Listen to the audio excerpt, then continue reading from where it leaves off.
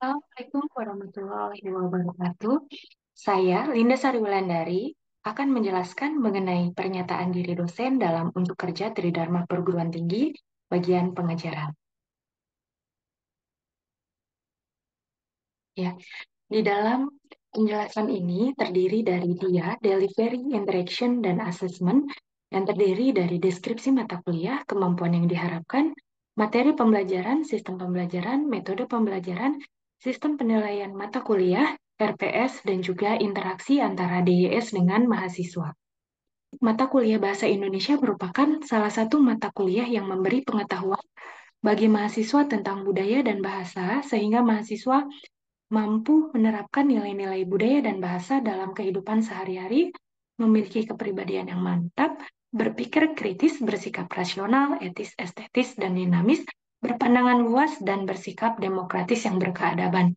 Dilanjutkan, kemampuan yang diharapkan di sini dapat dilihat dalam peta kompetensi bahasa Indonesia, bahwa nantinya pada intinya di sini mahasiswa mampu berbahasa Indonesia dengan baik dan benar, baik secara lisan maupun tulisan. Ini semua dapat dicapai setelah mahasiswa mendapatkan beberapa materi. Di antaranya materi UTS dan yang kedua akan diberikan setelah UTS. Materi pembelajaran yang akan diberikan sebelum UTS terdiri dari materi kedudukan bahasa Indonesia sebagai bahasa persatuan dan bahasa negara serta bahasa ilmu dan teknologi. Yang kedua, mengenai ragam bahasa Indonesia. Yang ketiga, ejaan bahasa Indonesia. Yang keempat, pilihan kata, kata serapan, kata baku dan tidak baku, kelas kata dan imbuhan. Yang kelima, mengenai kalimat efektif. Yang keenam, paragraf. Lalu dilanjutkan materi setelah UTS. Yang ketujuh, kutipan, sumber kutipan, dan daftar pustaka. Yang kedelapan, karya ilmiah. Kesembilan, proposal. Yang kesepuluh, laporan. Yang kesebelas, presentasi ilmiah. Dan yang kedua belas, korespondensi. Selanjutnya, sistem pembelajaran dan metode pembelajaran pada mata kuliah Bahasa Indonesia. Sistem pembelajaran di sini menggunakan yang pertama tatap muka, lalu tatap maya, lalu hybrid. Kemudian di sini juga akan menggunakan LMS, Learning Management System, atau menggunakan e-learning. Lalu metode pembelajaran yang digunakan dalam mata kuliah Bahasa Indonesia diantaranya ceramah, seminar, problem-based learning, atau case study, dan juga diskusi kelompok.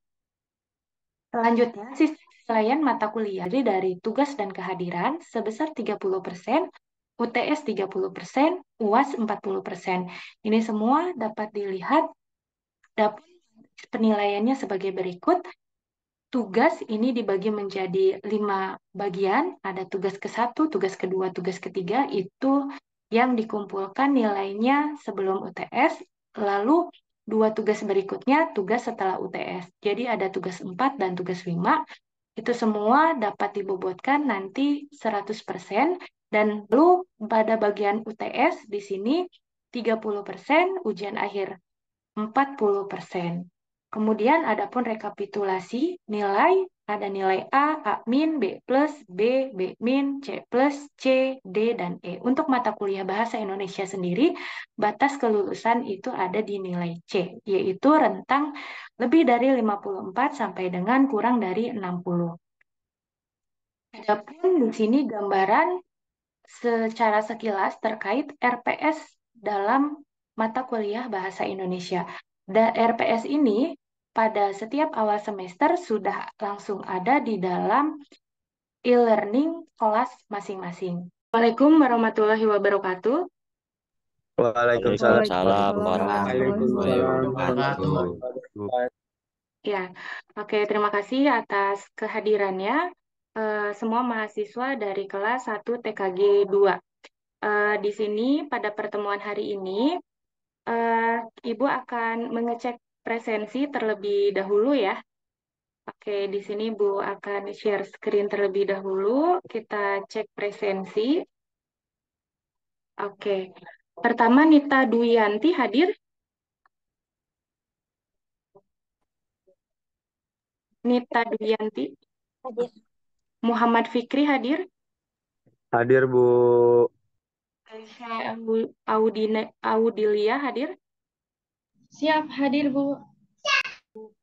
Oke ya. Ya, jadi ini adalah pertemuan kedua ya, berarti ya untuk mata kuliah Bahasa Indonesia.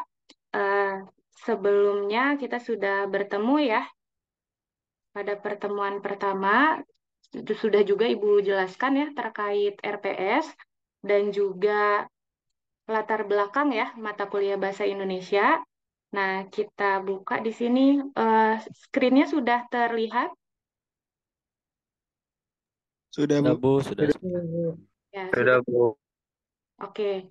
Ya, jadi di sini kalian di sini mengikuti mata kuliah Bahasa Indonesia dengan ini mengingat lagi sebetulnya ya yang sebelumnya ya, yang sudah Ibu jelaskan, RPS itu masih ingat ya. Jadi deskripsi mata kuliah Bahasa Indonesia merupakan salah satu mata kuliah yang memberi pengetahuan bagi mahasiswa tentang budaya dan bahasa sehingga mahasiswa mampu menerapkan nilai-nilai budaya dan bahasa dalam kehidupan sehari-hari. Memiliki kepribadian yang mantap, berpikir kritis, bersikap rasional, etis, estetis, dan dinamis, berpandangan luas, dan bersikap demokratis yang berkeadaban. Nah, sehingga di sini seperti yang sudah Ibu jelaskan minggu lalu, masih ingat ya, bahwa mata kuliah Bahasa Indonesia ini termasuk ke dalam mata kuliah pengembangan kepribadian ya, kalau dikelompokkan. Nah, kita lihat yang berikutnya. Jadi apa yang akan kita pelajari pada malam hari ini? Yaitu kita akan mempelajari, di sini kita bisa baca bersama terkait ruang lingkup cakupan materinya. Nah, di sini apa saja yang akan dipelajari? Yang pertama, mengenai pengertian bahasa, sejarah bahasa Indonesia, fungsi bahasa Indonesia, kondisi bahasa Indonesia di era 4.0, lalu bahasa Indonesia di perguruan tinggi, permasalahan penggunaan bahasa Indonesia di perguruan tinggi, dan juga bagaimana solusi. Ya, jadi solusi terkait permasalahan yang ada seperti itu. Mungkin kalian juga bisa mengeceknya di RPS yang sudah pernah Ibu jelaskan, ya, yang pada pertemuan sebelumnya sudah dijelaskan. Nah, lalu kita lihat yang berikutnya. Nah, dari ini semua kira-kira apa manfaatnya? Saya, Bu, izin menjawab juga. Ya, Aska, silakan Aska. Ya, kalau menurut saya dari benang merah yang bisa diambil dari ketujuh poin itu adalah manfaatnya itu adalah memperdalam kita dalam pemahaman bahasa, kan ada termasuk sejarah juga, fungsi juga, kondisi juga, dan itu juga menyelesaikan permasalahan ketika ada di perguruan tinggi, Bu, masalah komunikasi dan juga masalah yang lainnya. Itu sih, Bu, dari saya. Ya, oke, terima kasih. Ya, sudah tepat ya, Aska ya. Jadi, ketika kita mempelajari mengenai apa sih di sini kedudukan bahasa Indonesia dan juga kaitannya dengan bahasa Indonesia di perguruan tinggi ya. Jadi kan saat ini ketika berkomunikasi itu kan juga memang bahasa Indonesia itu sudah diajarkan ya dari sejak lama, akan tetapi selalu aja ada yang masih salah begitu ya. Terbukti dengan ketika dikasih soal, tidak ada yang 100% menjawab dapat nilai 100. Meskipun soalnya itu pilihan ganda begitu ya, beda dengan matematika ya yang ilmu pasti begitu ya. Oke, jadi di sini pada intinya materi ini memang bermanfaat sebagai pondasi kalian begitu ya dalam memandang bahasa Indonesia seperti itu. Jadi nanti ke depannya kita bisa sama-sama untuk dapat mempelajari dan merasa bangga ya terhadap bahasa Indonesia yang kita gunakan saat ini begitu. Oke, kita lanjut dulu. Nah, kalau kita lihat dari RPS, itu kan pada pertemuan sebelumnya, mahasiswa mampu berkomunikasi menggunakan bahasa Indonesia yang baik dan benar, baik secara lisan maupun tulisan. Itu kan secara nanti ya, secara pada akhirnya itu yang dituju. Nah, kan tetapi kalau kita lihat dari RPS, di bagian peta kompetensi, ini materi ini ada di nomor 1 di sini karena memang minggu sebelumnya atau pertemuan sebelumnya itu kan kita sudah ini ya membahas latar belakang mata kuliah bahasa Indonesia. Nah, tetapi di sini uh, mulai masuk ke yang materi sesungguhnya seperti itu.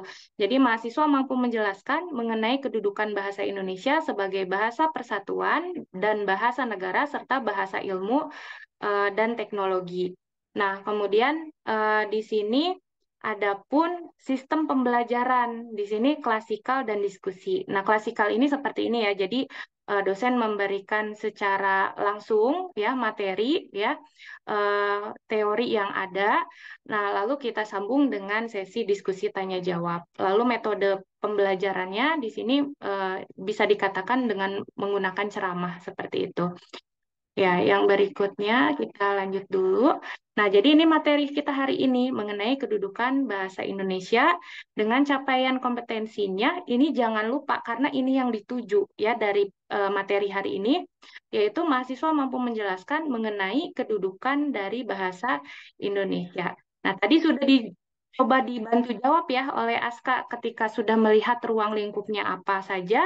Nah, jadi di sini pada intinya kembali lagi pada intinya manfaatnya agar mahasiswa bisa memiliki sikap positif terhadap bahasa Indonesia dan memiliki kesadaran secara penuh untuk bisa lebih mempelajari penggunaan bahasa Indonesia dengan baik dan benar, baik secara lisan maupun tulisan. Jadi ini berupa penegasan seperti itu. Kalau kita lihat di sini, ini ada sistematika materinya. Jadi dari materi kedudukan bahasa Indonesia, ini kan nanti ada mengenai sejarah bahasa Indonesia, kemudian yang kedua fungsi bahasa Indonesia, baik itu sebagai bahasa nasional maupun sebagai bahasa negara, kemudian bahasa Indonesia di perguruan tinggi, dan kondisi dan permasalahan pada bahasa Indonesia itu sendiri, begitu. Nah, Ibu kan minggu lalu ya, atau pada pertemuan sebelumnya, itu sudah meminta kalian nih untuk membaca, begitu ya, untuk membaca bab 1 dari buku yang sudah diberikan ya, sudah disampaikan, itu buku Bahasa Indonesia. Di bab 1 di buku, itu kan lengkap ya, panjang lebar ya, tapi di sini coba Ibu petakan dalam bentuk sejarahnya ini dalam bentuk garis waktu timeline-nya. Nah, jadi di sini dimulai dari abad ke-7, yaitu bahasa Melayu mulai banyak dipakai di kawasan Asia Tenggara. Kok itu bahasa Melayu gitu ya? Nah, kenapa? Karena di sini berdasarkan sejarahnya bahasa Indonesia itu cikal bakalnya dari bahasa Melayu.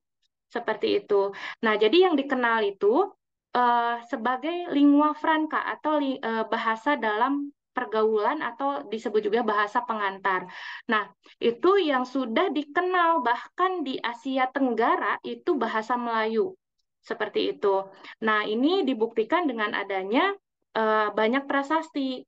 Nah, lanjut ya, ini 1928 lalu 1945. Nah, ini tadi ininya ya,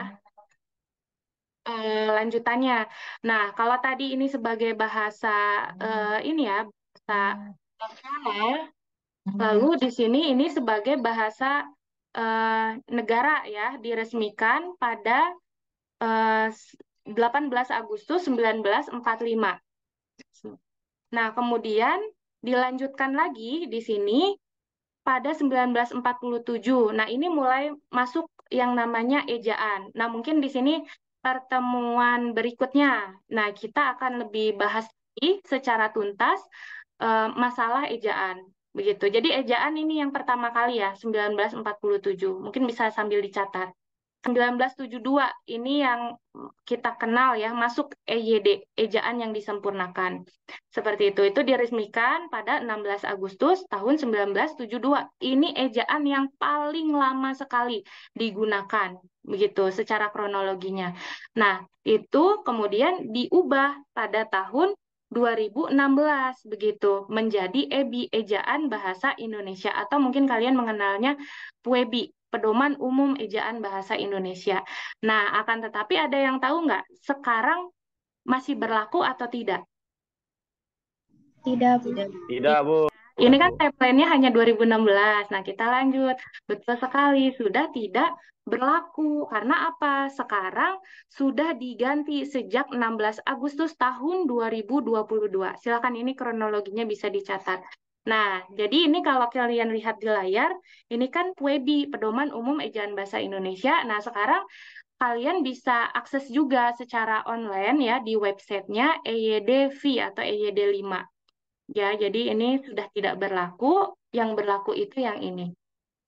Nah, ini URL-nya ejaan.kemdikbud.go.id EJD surat keputusan. Nah, ini kan ada nih, ada penggunaan huruf dari huruf abjad, vokal, konsonan, dan lain sebagainya. Ini semua ada di dalam website. Jadi kalian tidak perlu membeli bukunya. Jadi sekarang dari handphone pun sangat bisa sekali bisa dilihat gitu ya, aturan penggunaan tanda titik, penggunaan huruf kapital, dan lain sebagainya. Nah, itu semua sudah ada di dalam satu website ini. Di pertemuan ketiga dan keempat ya, kita akan fokuskan ini, masalah EYD ini. Begitu. Jadi boleh dari sekarang dibaca-baca ya.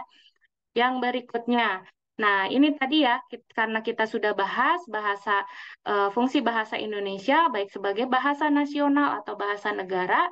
Nah, jadi kalau sebagai bahasa nasional itu ada pembagiannya lagi.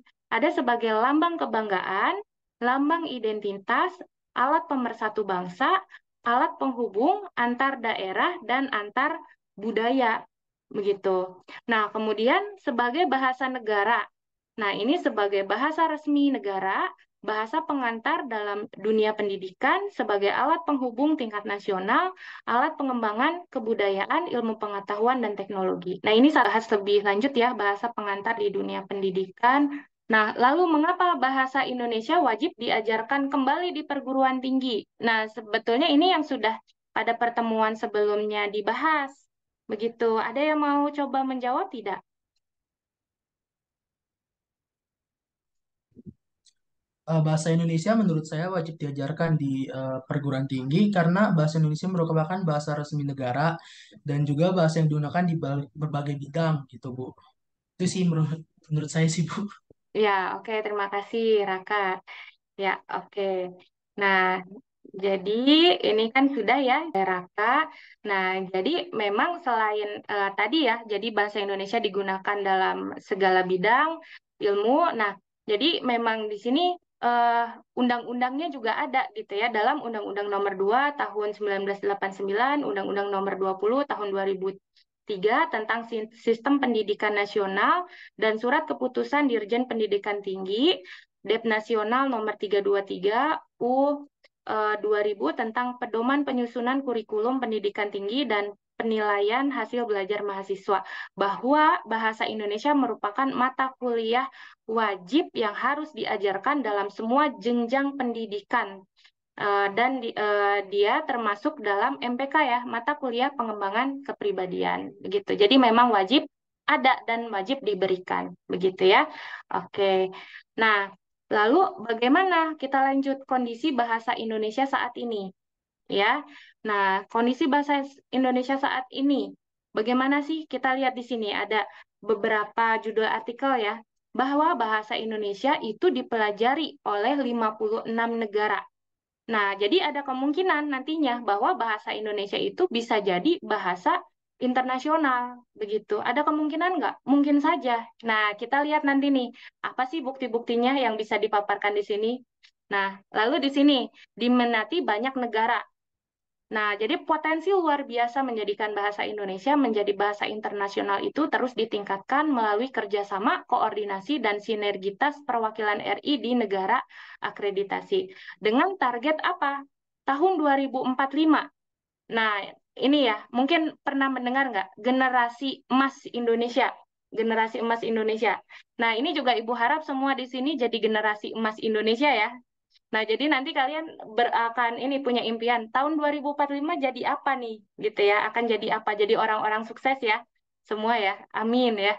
Oke, nah jadi di sini dengan target pengembangan bahasa Indonesia menjadi bahasa internasional. Itu di tahun 2045. Nah, hingga saat ini tahun 2020 tercatat ada 355 lembaga penyelenggara program BIPA di 41 negara dengan totalnya 72.746 pembelajar. Wah, ini cukup banyak yang sudah mempelajari bahasa Indonesia. Ini data tahun 2020, begitu ya.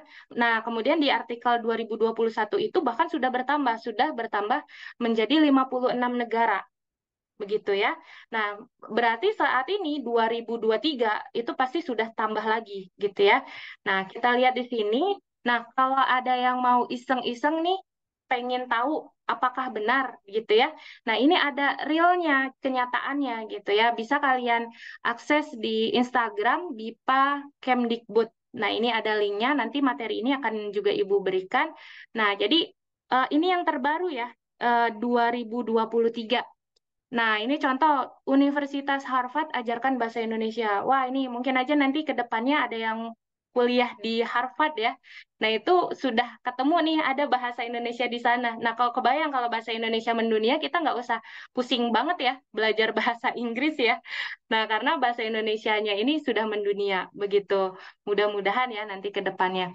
Kemudian ada juga program BIPA di KJRI Frankfurt ya. Kemudian ada juga KBRI Wina di Austria. Nah, satu lagi di sini yang baru dibuka kelas BIPA KJRI Cape Town di Afrika Selatan. Wah, berarti nggak hanya di benua Asia aja, tapi sudah di Eropa, bahkan di Afrika. Kalau kita lihat di sini, ya ini sudah mendunia bahasa Indonesia itu.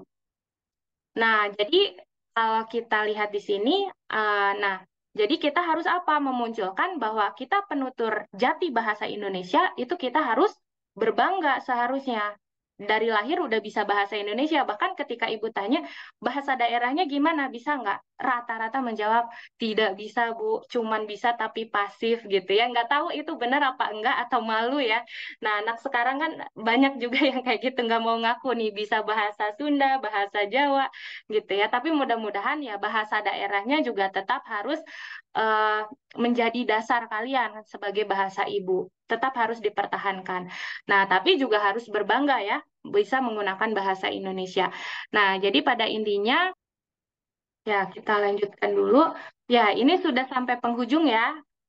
Jadi di sini pada intinya mata kuliah bahasa Indonesia itu memang masuk ke mata kuliah pengembangan kepribadian yang menekankan keterampilan menggunakan bahasa Indonesia sebagai bahasa negara dan bahasa nasional, baik secara baik dan benar.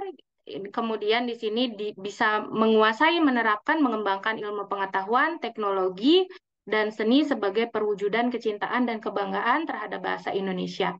Jadi pada intinya itu, oke. Nah sekarang apakah ada pertanyaan? Nah ini jangan malu bertanya jika tidak tahu dan jangan malas mencatat agar selalu ingat. Nah mudah-mudahan tadi yang Ibu jelaskan semuanya dicatat ya. Jadi supaya ingat ya apa yang dipelajari hari ini. Oke, ada yang mau bertanya silahkan. Ya, mungkin bisa satu pertanyaan ya. Satu pertanyaan dulu silahkan. Izin bertanya, Bu. Ya, silahkan. Keisha. Kenapa pedoman dalam berbahasa Indonesia itu selalu berubah-ubah? Kan tadinya EYD, terus jadi PUEBI, terus balik lagi ke EYD. Itu kenapa, Bu? Ya, oke. Ini Ibu stop share ya.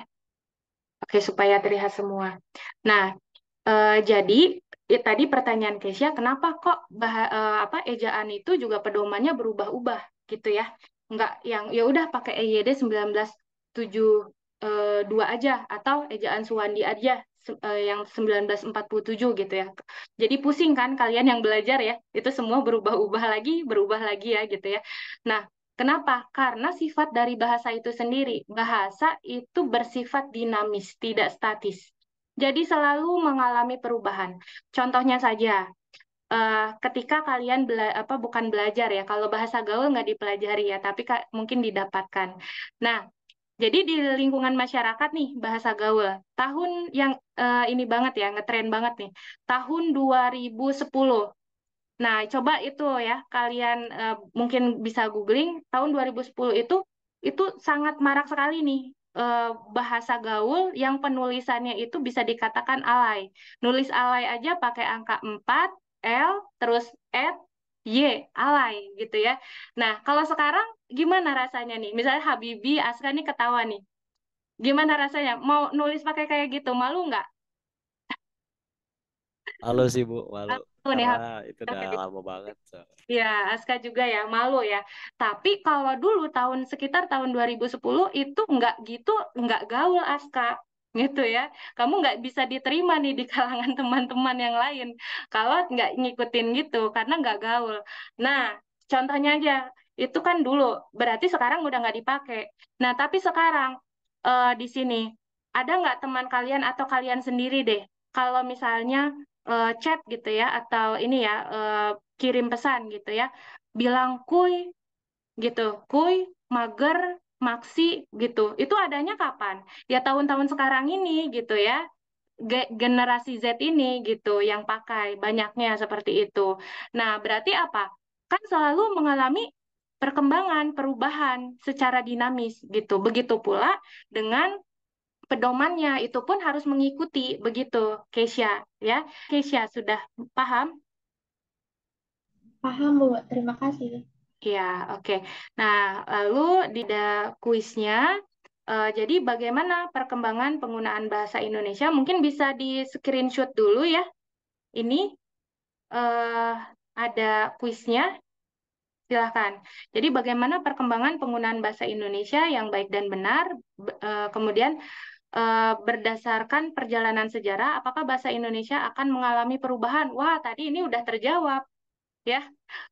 Tadi ya. Jadi secara tidak langsung nih tadi pertanyaan dari Keisha. Kemudian yang ketiga, permasalahan apa saja yang telah muncul dalam bidang bahasa di Indonesia dan jelaskan solusinya. Jadi kalau ada permasalahan apa sih di dalam bahasa Indonesia itu menurut kalian gitu ya. Nah, itu nanti dimasukkan ke forum yang ada di e-learning begitu. Cukup di screenshot aja dulu ya sekarang. Oke. Nah, yang berikutnya Ibu jelaskan dulu di sini eh, untuk pertemuan ketiga nih, gitu ya, untuk pertemuan selanjutnya.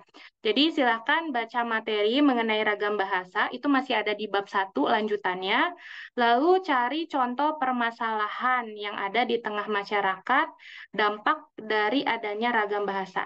Dalam karangan aja, dalam karangan esai, dengan ketentuan di sini ada kriteria penilaian. Ini diperhatikan. Topik dengan isi permasalahannya 40%, kesesuaian sistematika penulisan. Ini jadi ada paragraf pembuka, isi, kemudian solusi ya tadi, lalu simpulannya apa, itu 40%. Lalu format penulisan. Ini Times New Roman, ukurannya 12, spasi 1,5. Jangan lupa justify. Jadi jangan dibiarkan dia bergelombang ya di pinggirnya ya, di sampingnya gitu ya. Jadi harus rata kanan kiri, margin rata aja 2,75 kanan kiri atas bawah. Itu juga ada penilaian 20%.